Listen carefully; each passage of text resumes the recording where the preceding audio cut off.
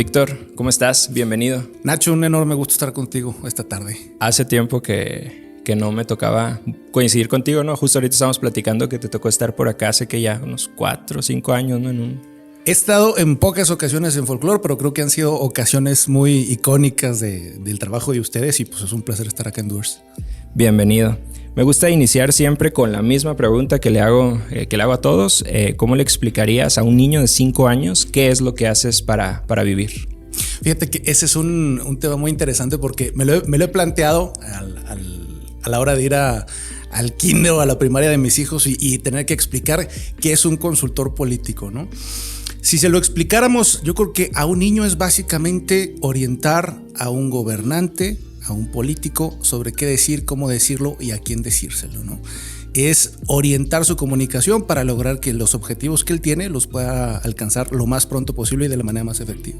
A ese mismo niño, pero ya a los 17, 18 años, que ya está definiendo qué quiere hacer con su vida, si ese mismo niño quiere ser consultor en marketing político, ¿qué le dirías? ¿Qué tiene que hacer? Bueno, lo primero que tiene que hacer es tener, yo creo que primero identificar si tiene una pasión por la política. Yo a los 17 años justamente es cuando me involucro en mi primer campaña política y para mí fue un llamado. Yo siempre tenía como la conciencia de que tenía la habilidad para la comunicación, sobre todo la comunicación escrita. Entonces, si a ti te apasiona la comunicación, te apasiona los temas sociales, te apasiona entender a la gente, creo que es un síntoma de que tienes habilidades o estás encuadrado en la raíz de lo que podrá terminar siendo un consultor político, que hay que decir, hay muchos tipos de consultor político. Si nos referimos al consultor político en comunicación, creo que ese sería el punto de arranque para desarrollar una carrera en esto. A los 17 años fue tu primer campaña en la cual estuviste involucrado. ¿Recibiste un sueldo? No, era básicamente voluntariado, ¿no? Hablaba yo del tema del apasionamiento. Para mí en aquel momento era más que estar convencido de ese proyecto político en particular, creo que estaba más bien convencido de la necesidad de un cambio en el gobierno, en el régimen. Y bueno, al final del día soy una persona que creció en un hogar muy politizado, justo bajo esa, digamos, como ese principio político, el tema de romper el régimen, un régimen que era muy autocrático, muy duro. Ya todos conocemos la historia de este país. Y escuchando, digamos, de esas historias en el magisterio con mi mamá, desde la iniciativa privada con mi padre, pues voy, digamos, desarrollando este apetito por entender la realidad política y tratar de cambiarla. Esa fue mi razón de involucrarme en política. Por supuesto, no pagado, sino tratando de abonar lo que en ese momento sentía yo como mis talentos para entrarle a la política. A tus 17 años, ¿en qué año estábamos más o menos en México? 2004. Una elección federal. Era local, esa era local. Acababa de pasar la intermedia de 2003, donde habíamos tenido como una especie de impasse. O sea, después del 2000, con toda la efervescencia de la alternancia, viene el 2003 y pareciera que vamos hacia atrás un poco en términos de alternancia. En 2004 estaba yo acá en Chihuahua. Y para nosotros era un momento muy interesante porque veíamos la posibilidad de lograr el regreso de un gobierno de alternancia a la ciudad desde don Luis H. Álvarez en los 80s. Entonces participar en ese proceso para mí fue muy satisfactorio y pues un llamado a la profesión. ¿Por qué pareciera que a la gente no le gusta la política? O pareciera que el comentario común es, ay, política, guácala. Yo diría dos cosas. De entrada, tenemos una enorme falta de educación política. El primer ente político es el ciudadano. Entonces, cuando el ciudadano dice la política es eminentemente corrupta, sucia, distorsionada, es robo y todos estos adjetivos, normalmente la reacción natural de la gente es retraerse de la política y la política empeora. Es decir, la calidad de la democracia y de la política de un país está directamente relacionado con el grado de participación de esa ciudadanía. De tal manera que en la medida que la gente se aleja de la política por la razón que sea, vas teniendo peores gobiernos, peores resultados.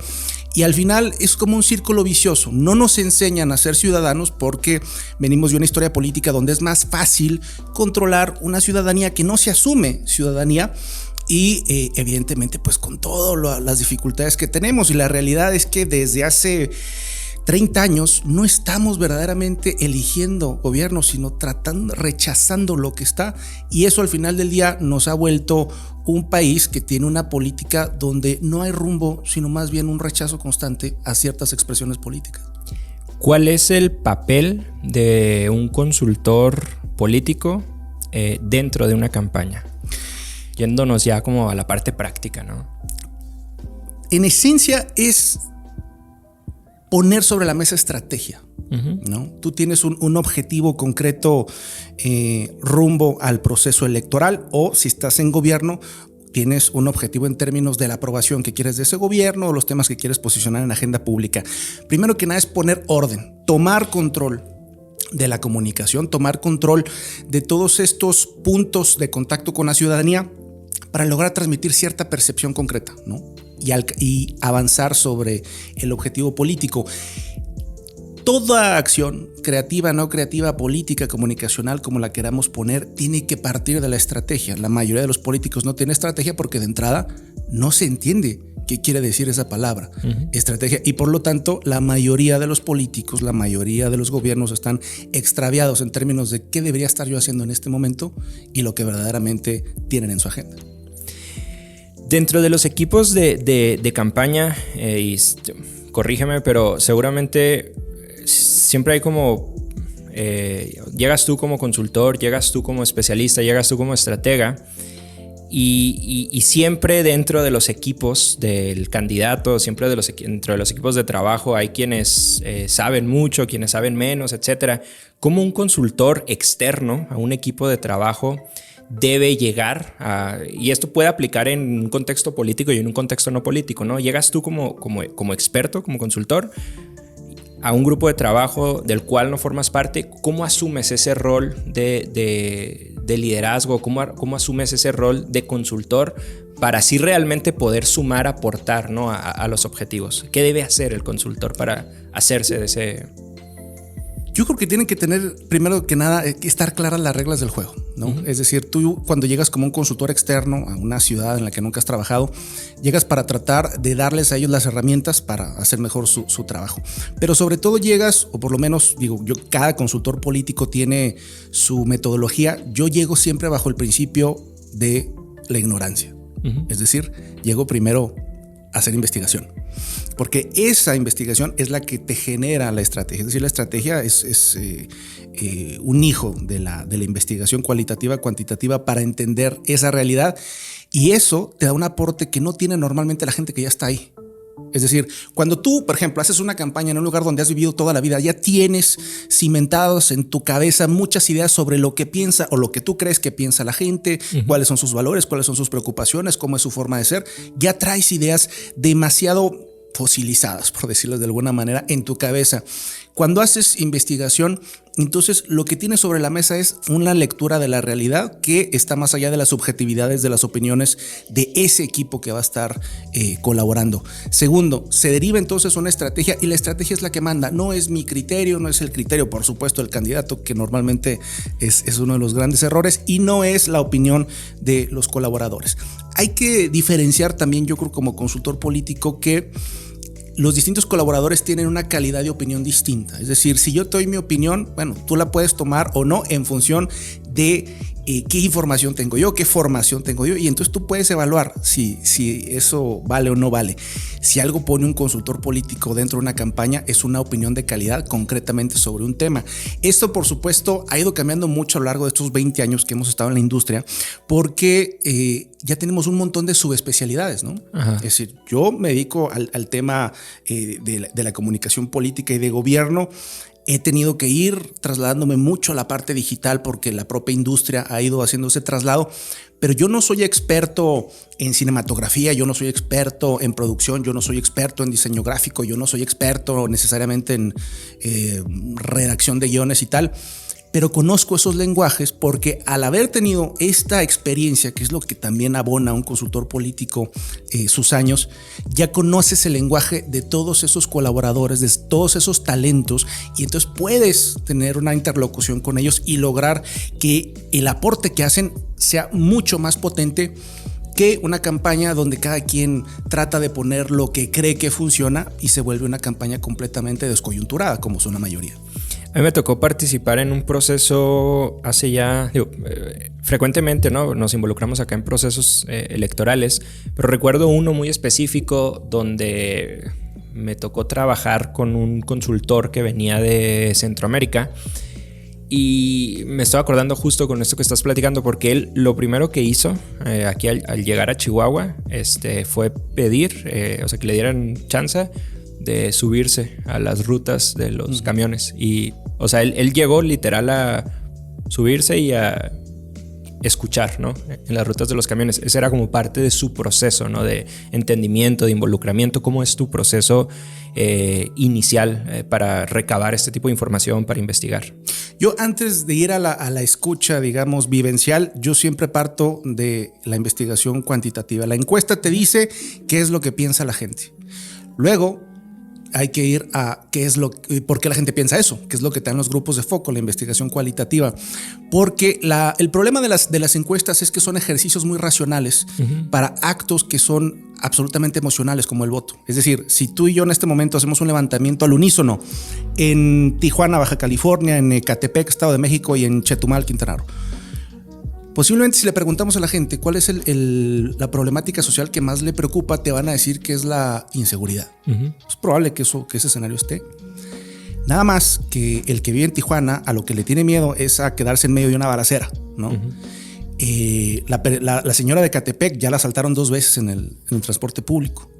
Y al cuate de Chetumal, pues la semana pasada le robaron la bicicleta ahí enfrente de su casa porque él la dejaba todos los días. Y la seguridad está cambiando, está muy mal en Chetumal. Entonces, si tú haces una lectura directa de las encuestas, terminas engañándote un poco. Por eso pasas a la parte de sentarte con la gente en un grupo de foco para entender ese relato. ¿Qué es inseguridad para usted? Por ejemplo, hablando de ese tema. Ajá. ¿Por qué piensa esto de ese gobierno? Si tiene una buena opinión o una mala opinión de un gobierno, ¿por qué? ¿De dónde salió? ¿Es una experiencia personal? ¿Es de oídas? ¿De dónde? Entender cuáles son los relatos políticos que trae la gente en la cabeza, porque buena parte de hacer una estrategia correcta es entender lo que piensa la gente para tratar de conectarte con ello, tratar de hacerles ver que tú ves la vida, los problemas, la realidad de una manera similar a la de ellos. De ahí puedes pasar evidentemente al tema del análisis del histórico electoral, al tema de este tipo de escuchas, de ir a la calle, platicar con la gente y tal. Pero ya con esos insumos y entendiendo muy bien a tu cliente, entendiendo su historia y demás, puedes diseñar un producto y puedes diseñar una estrategia que funciona bajo el momento que estás viviendo, el momento político que estás viviendo en esa localidad en concreto. Nadie es profeta en su tierra. Nadie es profeta en su tierra. Que también creo que es hasta cierto punto útil en la consultoría política, porque pues llegas a ver, todos los años vas a una elección distinta y muchas veces vas a lugares que no conoces, y creo que eso tiene un valor porque llegas sin prejuicios, llegas con la apertura de entender cuál es la realidad. En mi caso particular, yo incluso me he sentido más cómodo trabajar. Yo trabajo por todo el país, incluso fuera del país, y me siento mucho más cómodo porque la política tiende a ser muy hostil en los años que vivimos. Yo prefiero mantener esa distancia, y al final creo que un consultor político, en la medida que es desapasionado en términos de que esta no es tu realidad, tú tienes un objetivo, tú no vives en esa realidad, también tienes una perspectiva distinta, un poco más limpia, y que se puede acercar de manera más efectiva a la gente promedio, al lector promedio al que tú quieres convencer. Pero definitivamente pasa eso. El consultor que llega de fuera se le da como un valor mágico, ¿no? Es que viene de fuera, tiene algo especial, ¿no? Ahora ya vemos incluso consultores que ya no solo vienen de la Ciudad de México como antes, ¿no? Que era, viene de México, algo debe saber, ¿no? Como si la realidad de la Ciudad de México tuviera algo que ver con Huachoche o tal, ¿no? Ya tenemos consultores que vienen de otro lado completamente del mundo, y al final creo que también ayuda, Nacho, porque al final es una visión distinta, ¿no? O sea, al final el talento está dado a partir del contexto en el que te desenvuelves. Cuando tú extirpas un talento de su ecosistema nato y lo llevas a otro punto, pues te puedes topar a lo mejor con una nueva forma de comunicar que puede ser efectiva, sobre todo en política donde prácticamente todo está dicho. Prácticamente, o sea, el tema de la creatividad en política es muy difícil porque la mayoría de los políticos y de los equipos políticos de lo que se alimentan es de la comunicación política que ya han escuchado, que ya han recibido. Por eso la mejor comunicación política suele venir de agencias como la de ustedes, de consultores, de entidades y de talentos que están alejados relativamente de la política. Ya. ¿Cómo construyes o cómo se constituye un equipo de marketing dentro de una campaña? Digamos, es mi primer ejercicio, yo estoy llegando a mi primer campaña, no tengo experiencia en marketing político. ¿Cómo debería constituir mi equipo? Bueno, lo primero, Nacho, sería determinar cuáles van a ser tus canales de salida, a dónde le vas a invertir, porque al final tienes un presupuesto financiero, tienes un presupuesto de tiempo que es tu agenda y debes tener un presupuesto en términos de a qué le vas a invertir en términos del recurso humano. Porque tú podrías montar un gran equipo de prensa. La mayoría de las campañas y la mayoría de los gobiernos siguen viviendo bajo la lógica de los viejos medios de comunicación. Claro. Y entonces a quien tienes encargado de la comunicación es un ex reportero, es alguien que viene de ese mundo, que es perfectamente respetable. Pero la realidad es que cuando tú revisas el costo-beneficio, pues te vas a topar con que muy probablemente los canales digitales tienen que llevar mucha mayor inversión en todo sentido. Entonces lo primero que tienes que plantearte es qué equipo necesito, qué talento necesito para generar contenido, porque el foco tendría que estar dado en términos de quién lo va a consumir. Claro. Yo conozco cuál es ese target al que yo quiero llegar. Entonces, el diseño de mi equipo tendría que estar dado en alimentar a esa persona, a ese individuo, a esa audiencia, con contenido que yo sé que le va a llamar la atención de entrada. Si eso no está configurado de esa manera, vas a tener una campaña que puede ser muy buena en términos de generar boletines que terminan en medios y que luego no lee nadie. Claro. El asunto es poner el foco sobre quién importa, y aquí quien importa es el voto o el ciudadano que tú puedes convencer. Hablando de audiencias, para ti, ¿qué debe ser primero? Y obviamente puede cambiar dependiendo de los contextos y de la estrategia, ¿no? Pero hay quienes dicen que primero hay que ir a asegurar, vamos a decirlo así, tu voto duro, ¿no? Y luego ya ir a ver qué le rascas al voto del candidato que está enfrente o el voto que todavía no decide. Hay quienes deciden o asumen que el voto duro ya lo tienen y luego van y buscan otras audiencias. Para ti, ¿cuál debería ser la fórmula? Mira, en las viejas campañas políticas tú siempre comenzabas por esto que llamamos el voto duro, ¿no? Estos que dicen yo soy priista, yo soy panista, yo soy de tal partido. La realidad es que desde hace 20 años, lo que vemos en términos de marca política, partido, la identidad es cada vez menor. O sea, la gente que se identifica con un partido. El caso Morena es muy específico y me parece que más bien está sostenida en una marca personal que es López Obrador. Pero en general, la gente cada vez tiene menos identidad partidista. Entonces, este llamado voto duro es cada vez más pequeño. Sí, yeah. Podrías despertarlo de inicio, pero lo cierto es que si yo estoy enamorado de ese personaje, de ese candidato, ese voto ya está en la bolsa. El asunto es encontrar cuál es ese otro voto convencible al que tú puedes seducir con la campaña. Y bueno, obviamente hay otros esfuerzos que se hacen más allá de la campaña que tienen que ver con la disuasión del voto del contrario. Pero el asunto es un poco esas lógicas del voto duro poca relación tienen con el estado actual de la política y de las audiencias actuales. Fíjate que ahorita que platicabas de cómo se constituye un equipo, Folklore nace en 2010 y Folklore nace justo a mí me invitan a colaborar en un proyecto, en una campaña política y justo me dicen que arme mi equipo, ¿no? Me dicen, arma tu presupuesto. Y me acuerdo mucho que yo en aquel tiempo dije, pues me gustaría un diseñador para los jóvenes, bla, bla, bla. Y quiero el diseñador que hizo todo lo del Jardín Corona, que existía acá en Chihuahua, ¿no? Y por azares del destino, alguien que estaba ahí mismo en ese proyecto conocía a ese diseñador. O sea, yo simplemente di la referencia. Y entonces yo lo conozco, entonces ya me siento con este diseñador, platicamos, lo invito a trabajar en este proyecto, en el proyecto en el cual yo estaba dirigiendo la parte digital. Y a la mitad de la campaña me dejó todo tirado.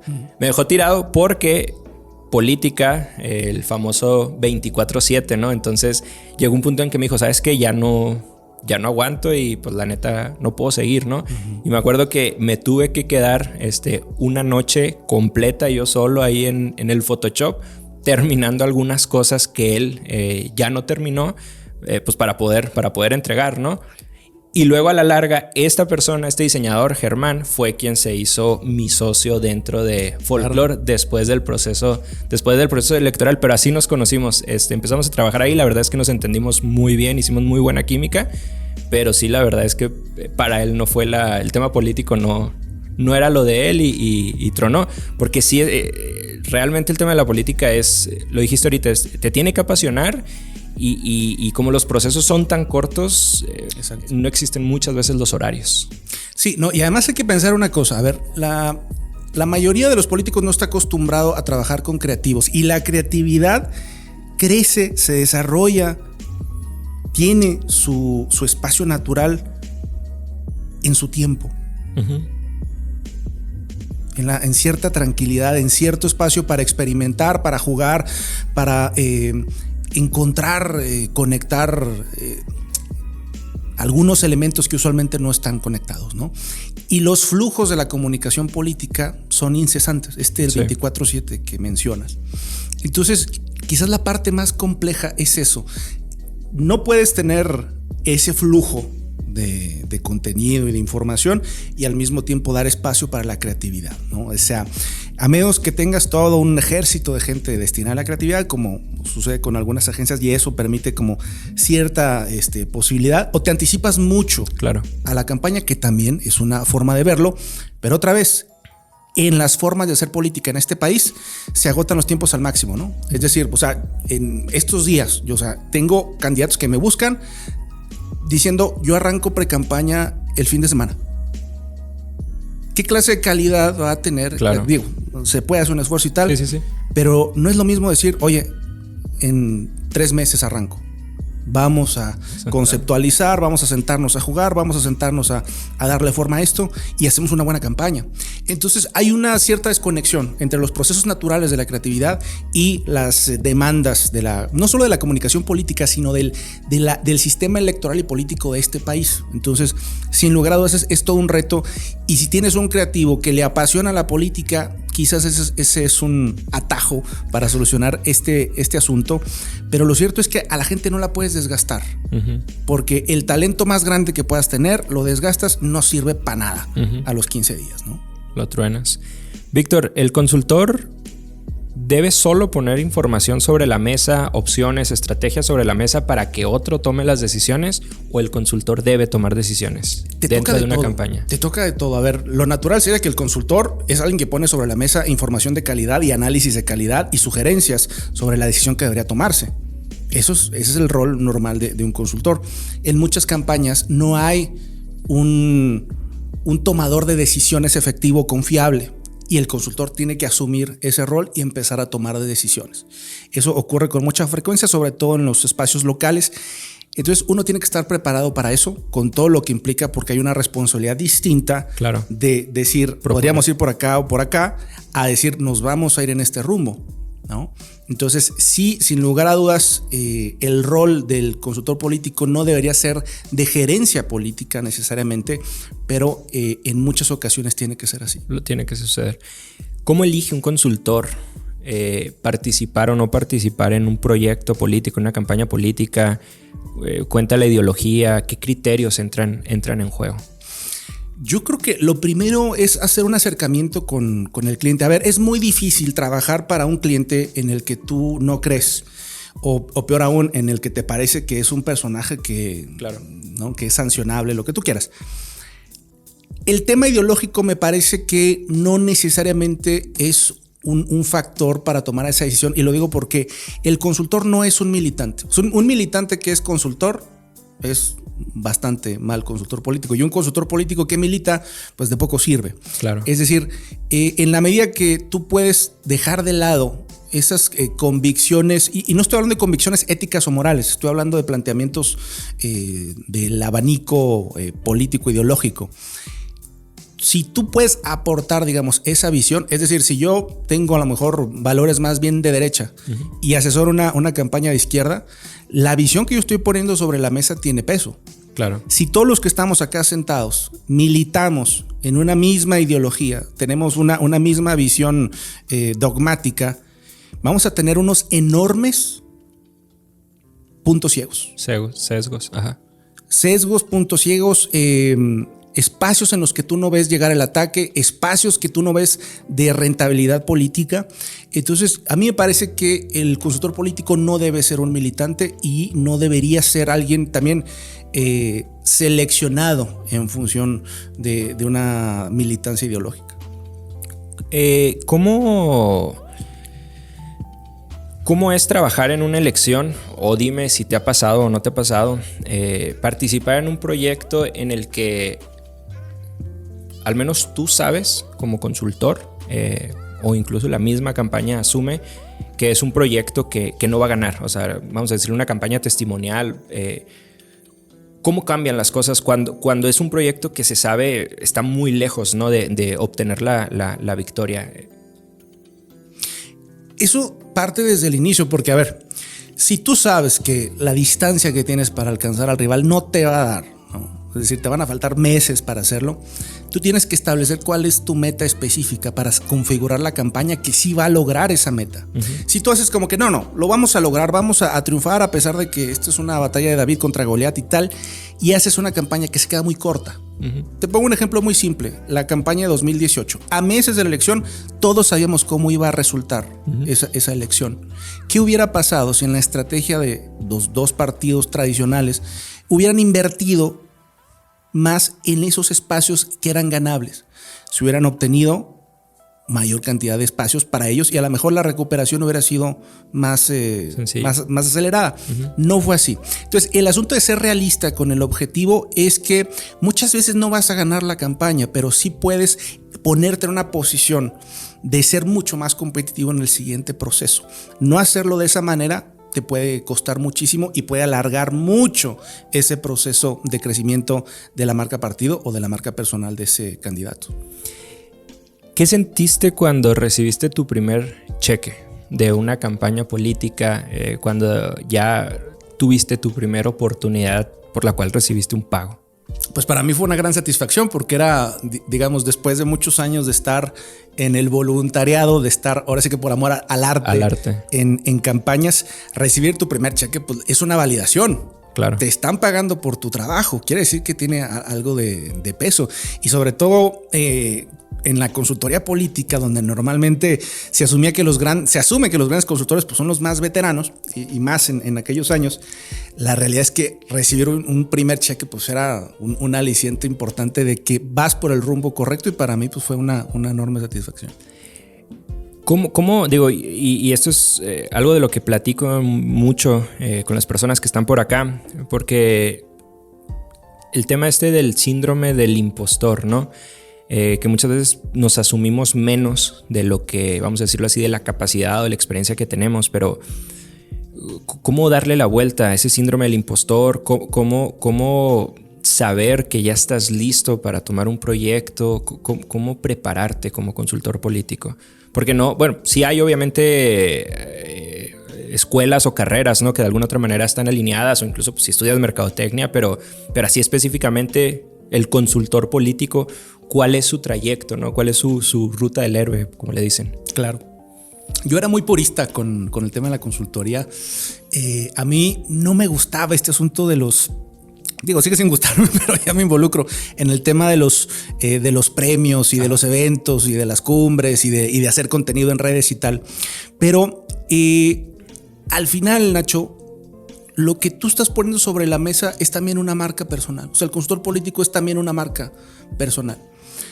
Cuando tú te presentas con una marca fuerte, cuando tú te presentas con confianza, le permites a ese cliente observar tu talento, observar lo que tú estás abonando a su proyecto. Si tú dudas, si tú dejas que la inseguridad te gane, el camino es mucho más difícil. Y además esto me pasa no solo a nivel personal, o me ha pasado a nivel personal, sino con mis candidatos. Porque un candidato, un político, un profesional que se pone a pensar lo que significa ser el responsable del destino de su municipio, de su estado o de su país, pues es alguien que va a tener dudas serias, a menos de que sea un psicópata, ¿no? O sea, un sociópata. Solo alguien inteligente y alguien que tiene cordura, pues va a decir, ah, caray, esto es un reto enorme, ¿estaré yo a la altura de ello?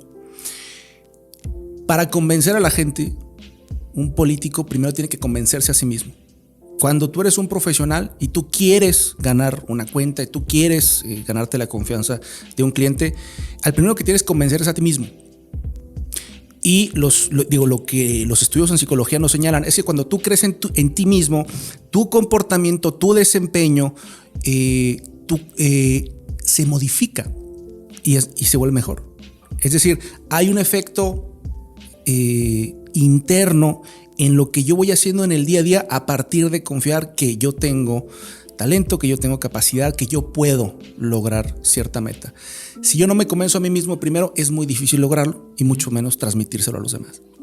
Te voy a pedir que ahora brinques al otro lado de la mesa y que ahora te vuelvas el militante. Ahora eres el militante, no eres el consultor, eres parte del equipo de un candidato. ¿Cómo elegir a un buen consultor o qué aspectos debe buscar un candidato en un consultor para saber que es alguien en quien puede, literal, como lo acabas de decir, poner en sus manos pues, su futuro político, su carrera política? De entrada hay que tener claridad sobre qué es lo que tú quieres de él. Uh-huh. O sea, lo que yo quiero es que nos dé orden, que nos dé estrategia, que nos diga cómo producir, que nos diga cómo investigar, que nos diga qué. O sea, tener como esa claridad. Muy probablemente te equivoques en ese diagnóstico, hay que decirlo. Un buen consultor político te va a hacer un diagnóstico y te va a decir, mira, yo veo estas falencias en tu proyecto por esto y lo demás.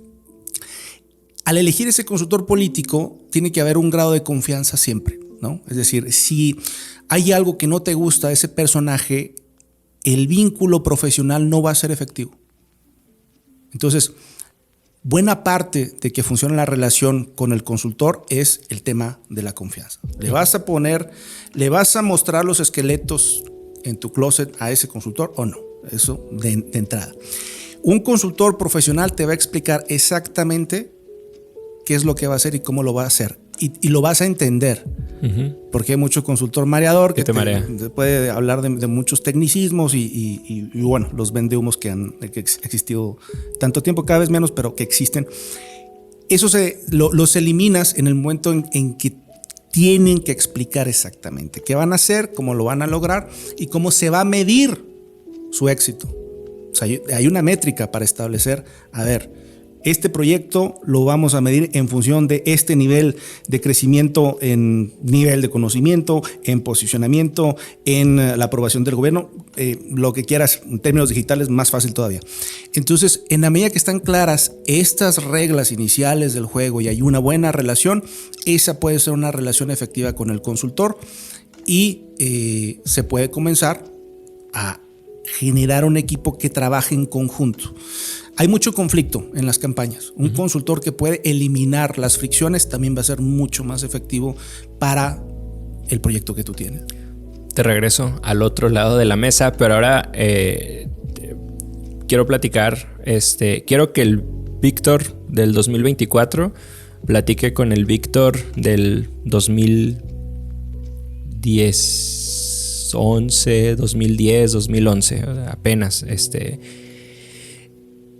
A mí me ha pasado, ¿no? Nosotros no nos dedicamos propiamente a la política, nos dedicamos mucho más al tema comercial, pero te decía ahorita que nosotros de manera común nos toca involucrarnos en procesos, nos invitan y es algo que a mí en lo personal me gusta y lo hacemos, ¿no? Hacemos algo de campañas, pero un problema con el que yo siempre me he topado es que yo tengo una postura como muy personal de que pues a mí me gusta trabajar, ¿no? Me gusta trabajar, me gusta que me dejen trabajar, me gusta que el trabajo hable y como lo dices ahorita, ¿no? Pues tengo mi proceso, mi método, pero yo no estoy acostumbrado a estar defendiendo constantemente lo que estoy haciendo, ¿no?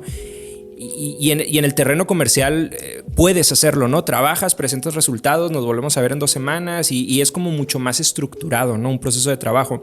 Cuando te vas al terreno de la política y cuando normalmente no haces política, es muy común que cuando de pronto hay otros consultores en los equipos de trabajo y sobre todo consultores, muchas veces entra el tema de los foráneos, de los no foráneos, y ahí que es donde entra el tema del colmillo, ¿no? Entonces te das cuenta que tienes que estar como en esta lucha interna dentro de los equipos de trabajo para que no minimicen tu trabajo, para que tu proyecto, vamos a decirlo así, tu apuesta, tu propuesta pueda caminar. O sea, es una lucha constante, me atrevo a decir, de egos, es una lucha constante, vamos a decirlo, de poder dentro de los equipos, ¿no? El Víctor de hoy, ¿qué le diría al Víctor en sus inicios de cómo trabajar esta parte dentro de los equipos que nada tiene que ver con el talento, con la estrategia, sino más con un tema de relaciones humanas e interpersonales dentro de un grupo de trabajo, ¿no? Que va a estar durante 6 meses operando? Sí, yo digo, hay muchas maneras de abordarlo. La primera que yo te diría es especializarse. Es decir, yo no me voy a poner a discutir contigo de branding. O sea, tú estás validado en esa materia. Si yo me especializo en un tema, es mucho más difícil que en una reunión presentando trabajo alguien vaya a decir, oye, pero esto o lo otro. A ver, el experto es el señor que está sentado y en esa capacidad está sentado ahí. Creo que la especialización ayuda bastante. Este tema de la confianza que hablamos al inicio, o sea, si yo hablara con Víctor de 2010, yo le hablaría mucho del tema de confiar en sí mismo, porque me parece que ese es el ingrediente que independientemente de tus talentos te puede permitir dar el gran salto. Y lo siguiente es un poco exponerse a esa situación. Es decir, si tú no, digamos, si tú tratas de evitar el conflicto constantemente, cuando el conflicto surja, va a ser mucho más difícil enfrentarlo. Entonces, hay que exponerse a ese tipo de situaciones, hay que mantener las emociones controladas, hay que ir muy claro sobre cuál es el pitch que voy a dar. En términos de que esté conectado otra vez con la investigación. Es decir, la validación viene de mi carrera, de mi trayectoria, pero también viene de la investigación. No es mi criterio, es lo que la gente allá afuera dijo y este es un reflejo de esa realidad. Está validada ese trabajo. Entonces, en términos de que vayas preparado en ello, creo que ahí está la solución, y mucho tiene que ver también con dejar ver tu trabajo. Porque yo no sé qué has hecho tú estos últimos años. Entonces, ¿cómo voy a valorar, cómo voy a medir la calidad de lo que estás presentando? Es importante dejarse ver, porque en la medida que te dejas ver, los demás empiezan a valorar tu expertise en esa área en específico. Digo, y hay que decir que hay de todo, ¿no? O sea, a mí, por ejemplo, me ha tocado trabajar con consultores que son muy frontales en este tipo de situaciones, pero también me ha tocado trabajar con muchos consultores que desde un principio, o sea, que les gusta hacer equipo, ¿no? Les gusta sumar esfuerzos, les gusta entenderse con los demás que están en la mesa y la verdad es que se hacen dinámicas pues muy, muy, muy fregonas. ¿Cómo diferenciar a una candidata, a un candidato en medio de una elección en la cual va a haber más de 20,000 cargos en juego? Bueno, ojalá no lleguen en esa situación, porque yo creo que nunca ha habido un escenario más complicado que ese, ¿no? Hay que pensar, y digo, ojalá les vaya muy bien, pero hay que pensar justo lo que ocurre antes de la elección. Digamos que ya llegamos para abreviar la conversación.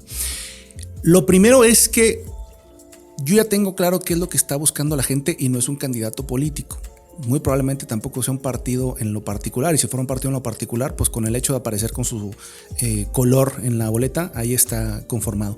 El asunto de diferenciarse tiene que ver con el lenguaje, tiene que ver con la manera de hacer campaña, tiene que ver con la manera de comunicar y sobre todo con hacer la campaña política menos política posible. Esto es, la gente ya tiene asumido cómo se ve un político y ya no estamos hablando nada más del traje y la corbata. Estamos hablando del clásico candidato que cuando llega a la campaña se pone sus botitas, sus jeans y su camisa blanca y anda por ahí saludando a todo el mundo. En la medida que se nota que me estás tratando de vender, en este caso un candidato, hay un rechazo natural. Creo que en el marketing comercial se asume de manera muy obvia que no salimos a decir este es el mejor producto de este nicho tal. Salimos a vender personas. Hay que preguntarse, ¿por qué me volví amigo de tal o cual persona? ¿Qué cualidades hay en mí que pueden resultar atractivas, que pueden conectar con la persona que tengo enfrente? Porque lo que está buscando la gente, sobre todo en este momento, es un grado de conexión humana. Un grado de autenticidad. Si la campaña no es auténtica, si se ve una campaña política, si se ve una campaña propagandística como todas, no te vas a diferenciar. Hay que ser distinto desde la agenda, y digo desde la agenda porque la mayoría de los políticos sigue bajo la lógica de que lo que vamos haciendo en campaña lo vamos documentando y lo vamos publicando, y luego no sirve para nada. Uh-huh. Invertimos la ecuación, invertimos el paradigma, otra vez, al tema del contenido. Si yo quiero transmitir un personaje que es cercano, un personaje que viene desde abajo, que se ha construido a sí mismo, que ha enfrentado estos retos, ¿cómo lo vendo?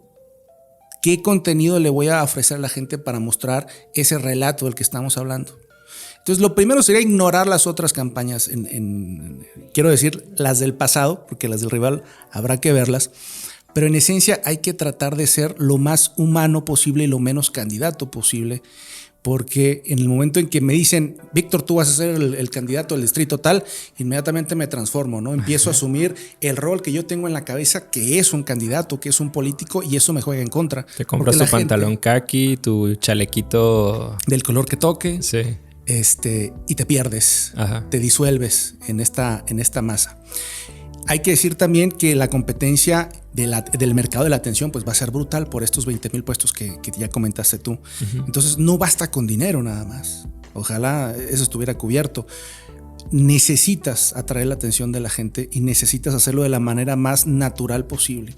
Si eso no está, si tienes que ser impostado, si tienes que estar mostrando, hacer este juego de los antifaces, de que con la gente me muestro de tal manera y en otro lado tengo otra personalidad, se va notando que no es natural, la gente lo lee y no es un tema de que la gente vaya a hacer análisis sobre sus candidatos, es que va a tener percepciones. De eso viven los consultores de imagen, de tratar de controlar el tema de estas percepciones verbales, no verbales, el tema de la presentación personal.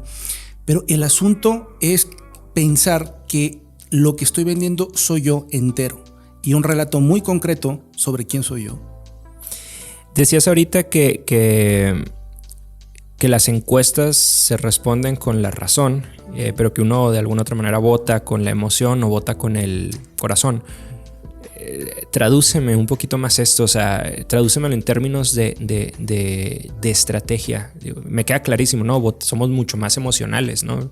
Dice, a mí me gusta explicar acá de este lado en lo comercial, pues que tú vas bajando por las escaleras de tu casa, ves en la mesa del comedor una esponja, una dona, ¿no? Del Krispy Kreme y te comes, le das la mordida y luego ya te pones a justificar, ¿no? Ah, sí, es que toda la semana hice muy bien la dieta y me la merecía. O sea, somos muy emocionales y luego la razón allá viene atrás, ¿no? Tratando de alcanzarnos. En términos políticos, ¿cómo llegar al corazón? O sea, ese es un tema de mensaje. Decías ahorita, es un tema de entender estas encuestas, de entender las motivaciones, de entender los 2 metros cuadrados, pero ¿cómo conectamos con el ciudadano? Hay que bajar a el nivel de impacto que tiene los problemas en la vida de la gente. Es decir, lo que te está exigiendo la gente en este momento en el municipio, digamos, son luminarias, ¿no? Está muy oscuro el barrio. ¿Cómo se ve eso a nivel humano? Pues se ve con una señora que se está asomando cada 10 minutos a la esquina para ver si ya llegó a la parada del camión su hija que viene del bachiller. Ahí hay una conexión emocional, eso es lo que se siente. El problema no es la luminaria o cuántas vamos a poner o qué inversión vamos a hacer al respecto de esto.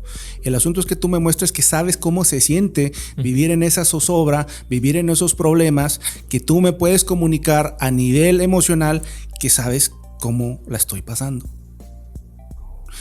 Cuando hacemos la encuesta, la gente siempre te va a contestar razones y te va a decir, sí, es la luminaria. Seguridad, pavimento. Un candidato con pocas luces va a decir, bueno, vamos a decir que vamos a meterle 20 millones a luminarias. Sí, está bien, pero eso no va a convencer a nadie, porque es frío, es un número. No me importa si ese alcalde que se quiere reelegir puso 2,000 luminarias o 20,000 luminarias o le invirtió 200% más. O sea, eso no le dice nada a la gente. Lo que sí le dice a la gente es tratar de colocar al candidato en esa circunstancia y hablando de lo que le interesa a la gente desde el lenguaje emocional. Y esto no es una manipulación, porque yo sé que hay muchos puristas que dicen, oye, es que estás tratando de hacer una campaña sentimentaloide y tal. No, es que la gente duda inmediatamente de lo político. O sea, seas un buen candidato, o sea un santo que se volvió político, o seas uno que se registró ayer. El asunto es que si yo le doy la vuelta a la política, si yo entro primero por las emociones, me empiezan a escuchar. Y lo primero que quiero es que me escuchen. ¿Te ha tocado abandonar algún proyecto por decisión propia? No que recuerde. No me viene alguno a la mente. Usualmente me gusta terminar lo que inicio, pero yo creo que no hay ningún problema con hacerlo, ¿no? O sea, si en eventual punto tu colaboración ya no está sumando, si el conflicto se vuelve, porque luego las campañas son verdaderos guerras casi más internas que electorales. Claro. Yo creo que eso sucede, vale. A veces se vale, y mientras haya una forma profesional de darle fin a los proyectos, a mí me parece que es perfectamente válido. ¿La televisión puede construir candidatos hoy en día, en 2024? Lo veo muy difícil. Por supuesto pueden hacer el esfuerzo y tienen todavía un gran peso, pero no tiene nada que ver con hace 20 años que yo inicié en esto. Hace 20 años, si no aparecías en radio, televisión o prensa, pues no existías. Hoy hay muchos candidatos que no han pisado un set de televisión y son punteros en sus estados o son punteros en sus municipios. ¿Existía la creencia de que México no estaba preparado para una mujer en la presidencia, ¿no? O para las mujeres en la política, pero hoy en día, si no me equivoco, tenemos 10 gobernadoras y precisamente tenemos a 2 candidatas buscando la presidencia del país. Y agrego, tenemos incluso a otro perfil que también es un perfil joven, ¿no? Que son de alguna otra manera como perfiles que iban en contra, ¿no? del arquetipo del político, del gobernante. ¿Qué está cambiando en México? ¿Porque ya estamos preparados o era simplemente una mentira que nos decíamos? Bueno, ya era hora de que las mujeres tomaran su lugar. Creo que hay toda una discusión con respecto a estas medidas afirmativas sobre el asunto de la paridad de género y tal. Ajá. Yo lo aplaudo porque me parece que primero hay que derribar el techo de cristal y luego a lo mejor ya podemos equilibrar y decir, claro, bueno, ya logramos una cierta igualdad, podemos volver al estado anterior de las cosas. Yo he dicho desde hace muchos años que el futuro de la política en México, y me parece que en Latinoamérica, es femenino. Y lo digo porque en la medida que una candidata tiene este atributo de la empatía, de estar mejor conectada con sus emociones, no tanto porque las mujeres tengan alguna magia particular, sino porque en la cultura machista en la que vivimos, a los hombres se nos, por muchas generaciones se nos trató de castrar emocionalmente. O sea, tú no podías mostrar debilidad, tú no podías mostrar interés por el sufrimiento de otro. O sea, insensibilidad estaba muy premiado en nuestra cultura. Las únicas emociones permitidas eran que estuvieras en la ira total, o en la insensibilidad total, ¿no? Entonces, me parece que eso lo que ha ido generando es que haya muchas mujeres efectivas en términos de ser buenos productos, porque conectan con la gente, porque sienten a la gente, porque se pueden poner en los zapatos de la persona y entonces ser mucho mejores comunicadores políticas y también mucho mejor en términos de vender lo que van haciendo en sus gobiernos. Yo creo que las mujeres apenas están empezando en este país a figurar y creo que van a tener eventualmente una posición, si no hay mayoritaria, yo creo que sí muy por encima del promedio de los candidatos hombres. Falta mencionar que también en Monterrey tenemos el caso de Mariana Rodríguez buscando la alcaldía. Sí, que además de ser... Que es una combinación de muchas cosas. Sí. Es mujer, es madre es una influencer, es una millennial, es decir, es alguien que está combinando como todas estas cualidades que te vuelven de pronto candidata a pesar de que no tiene ninguna experiencia en gobierno, bueno, digamos lo que ha hecho en Capullos y al lado de Samuel en Nuevo León. Pero en esencia ella representa mucho de estas cosas, sobre todo una postura pues, no disruptiva, antisistema, no es su caso, pero sí apolítica en cierta manera, ¿no? O sea, no es una activista política, no es alguien que ha estado ahí en la grilla tradicional, como pues todo el abanico de políticos regiomontanos que están ahí también en esa disputa. Entonces, me parece que ella es un personaje muy es un síntoma del cambio de época que estamos pasando. Y hablando justo de ese síntoma, me gustaría hablar de las nuevas generaciones, ¿no? Del perfil centennial. Un perfil que entiende muy bien los medios digitales, un perfil que vive en los medios digitales. Y de pronto vemos cómo el político piensa que, pues abro una cuenta de TikTok, ¿no? y subo algo, ¿no? ¿Es la manera, es la forma o cuál es la forma de tratar de llegar a estas nuevas generaciones a través de estos nuevos medios? O sea, se vale que tú no propiamente que renuncies a tu naturaleza, pero ¿cómo adoptas o cómo adaptas tu naturaleza a estos nuevos medios? Mira, no hay nada nuevo bajo el sol y también al mismo tiempo, de cierta forma, todo es nuevo. Y lo que quiero decir con esto es, esos centennials, lo primero que tú tienes que hacer, como se ha hecho siempre, es entender cuál es su consumo, cuáles son sus códigos simbólicos que están utilizando, cuál es el tipo de contenido que les gusta, cuáles son los temas en los que están metidos, cómo se están comunicando, entender a mi audiencia para tratar de generar algo que pueda crear gancho con esa generación. Digo también que todo está cambiando porque si bien venimos de la era del broadcast, de la radio y la televisión, donde yo digo algo y tú lo escuchas, te guste o no, y estamos pasando a la era de la hiperpersonalización de la experiencia digital. Hace unas semanas estuve en la Cumbre Mundial de Comunicación Política hablando de ese tema en particular, de lo que yo llamo la nueva comunicación política algorítmica, porque me parece que mucha gente no se da cuenta que la política está desapareciendo, sobre todo de esas audiencias. Porque el algoritmo simple y llanamente tiene un propósito mercantil. Voy a mantener a esta gente atrapada en la plataforma tanto tiempo como sea posible. El contenido que tú me das a mostrar, ¿me ayuda a lograr eso o no me ayuda a lograr eso? En política, en la inmensa mayoría no ayuda a eso. Es evidente que a los jóvenes no les gusta la comunicación política tradicional y por lo tanto se está generando este fenómeno donde la política está completamente ajeno a la realidad de esos jóvenes. No nos damos cuenta porque quienes sí estamos metidos en política estamos consumiendo política día y noche, porque el algoritmo dice, a este cuate le interesa este tema, ahí tiene su banquete de política, pero esa no es la experiencia que tienen los demás y eso es algo que tienen que entender los equipos y los políticos. La experiencia que tiene usted en red es única y exclusivamente suya, ni siquiera de la gente que está sentada a la hora de la comida con usted, es suya. Porque, digamos, ahora que hablábamos de esas tendencias, si hay una tendencia fuerte en materia de inteligencia artificial, que es el gran tema del que se habla ahora, la verdadera inteligencia artificial, la que sí nos va a cambiar la vida es esa, el curado del contenido y la experiencia que tiene cada usuario en redes y cómo nosotros en política nos vamos a ver forzados a incrementar muchísimo el desarrollo de contenidos y sobre todo también a generar una política de mayor participación. Porque yo tengo un límite en cuanto a lo que yo puedo producir, pero tú hablas de temas interesantes y tú eres un militante de mi partido o eres alguien simpatizante, tú tienes tu audiencia y tú le puedes hablar a tu audiencia de mí.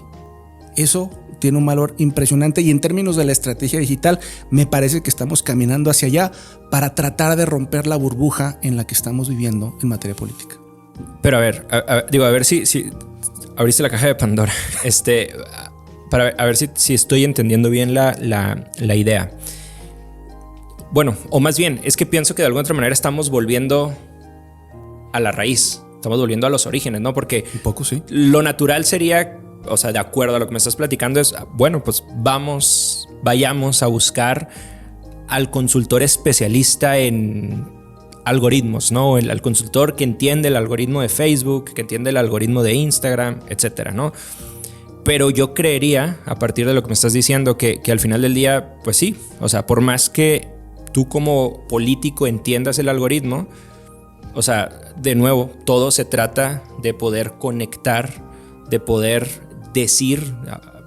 De nuevo nos regresamos al mensaje y nos regresamos a la parte del mensaje en la que si no logras conectar con ese ciudadano, tenga 18 años o 50 años, el algoritmo te va a alejar de él, ¿no? Y no vas a poder estar platicando con él. Entonces, por más tecnología que tú quieras meter, por más pauta que tú quieras meter, si no logras conectar con el ciudadano, si no logras ser interesante para el ciudadano, volvemos al inicio. Así es.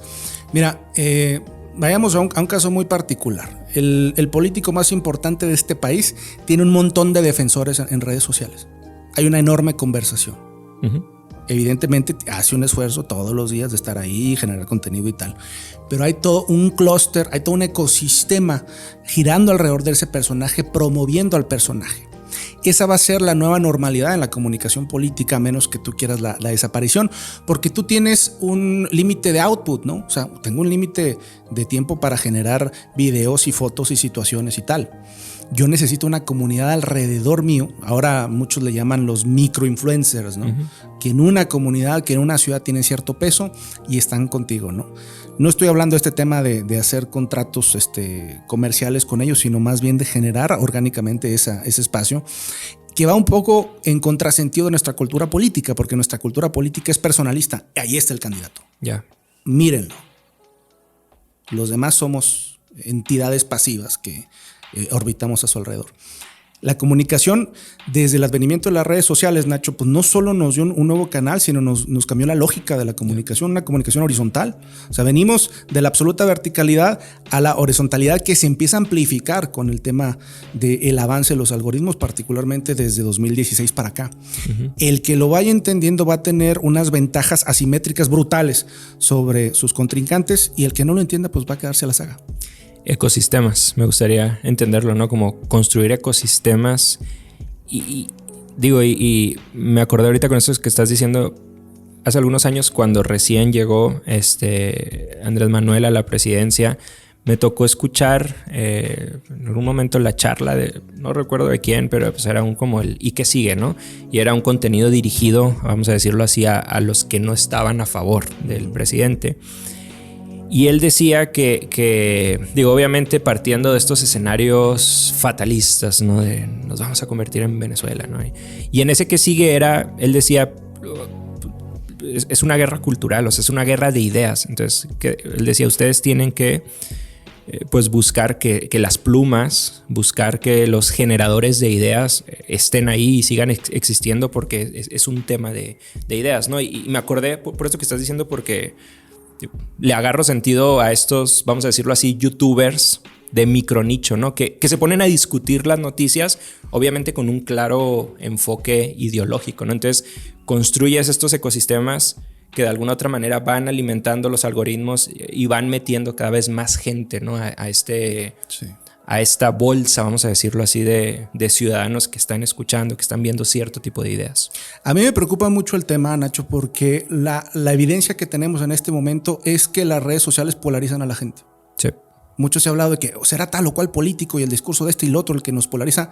Las redes sociales polarizan a la gente. O sea, yo en redes sociales te voy a decir cosas a ti que nunca te diría en persona.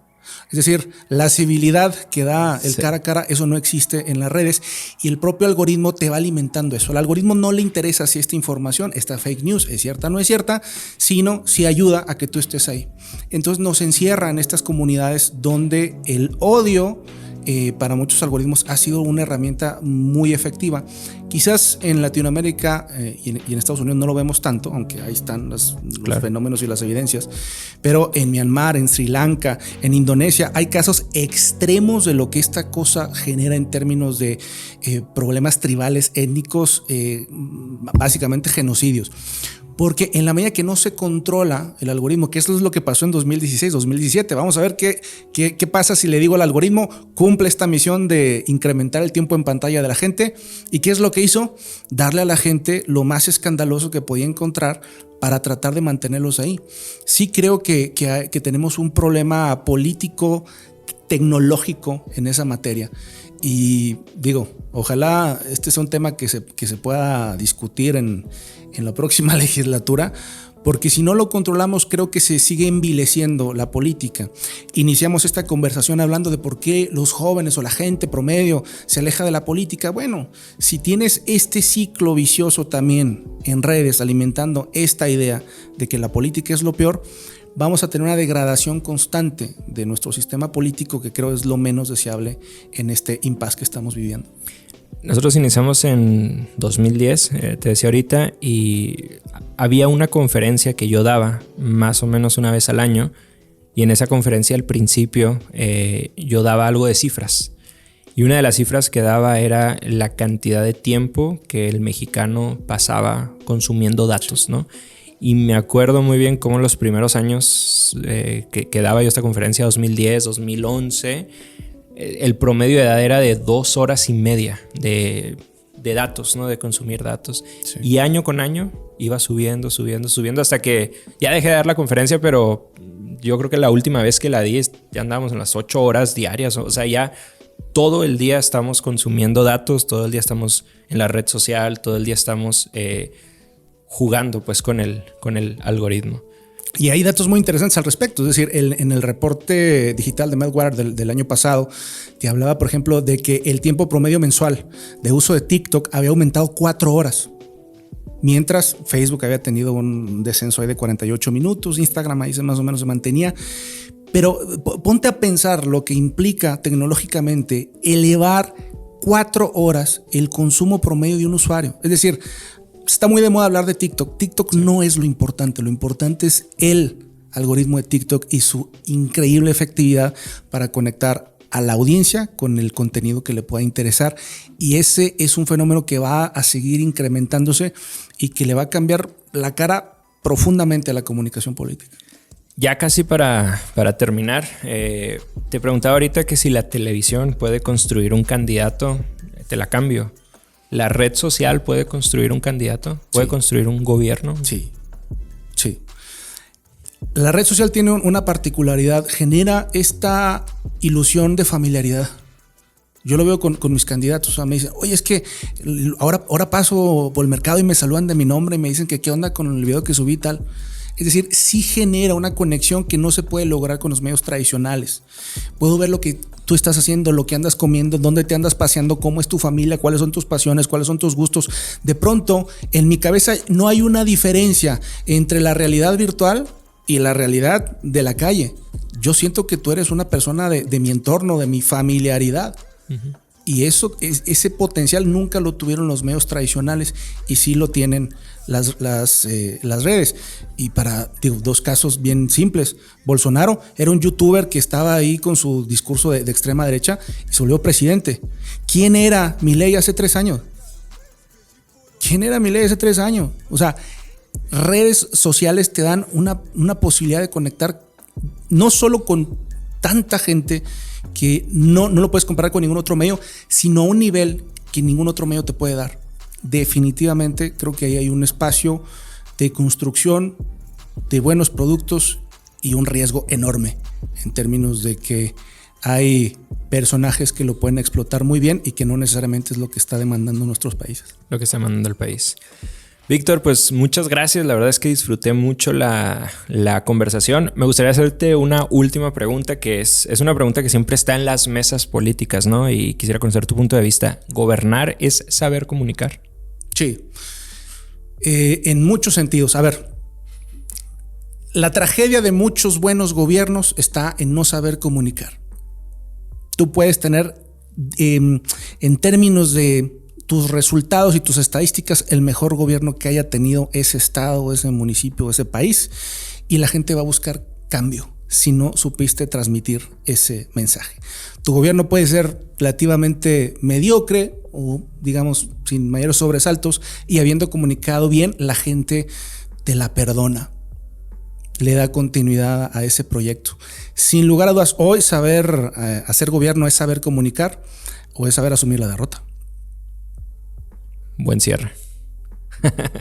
Pues Víctor, muchas gracias. ¿Algo que quieras agregar? No, un placer, Nacho. Un gran éxito acá en Doers. Que vaya todo muy bien. Gracias.